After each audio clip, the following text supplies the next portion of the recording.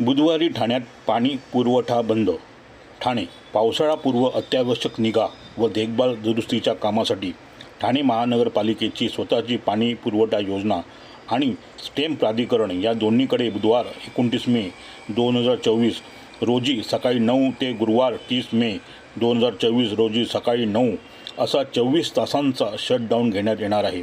त्यामुळे त्या काळात ठाणे महापालिका क्षेत्रातील Ghodbunder road, Lokmanya Nagar, Vartak Nagar, Saket, Rutu park, jail, Gandhinagar, Rustomjee, Siddhanchal, Indiranagar, Rupadevi, Srinagar, Samatanagar, Siddheshwar, intercity, Johnson यांच्यासह मुंब्रा आणि कळवा यांच्या काही भाग येथील पाणी पुरवठा 24 तासांसाठी बंद राहणार आहे.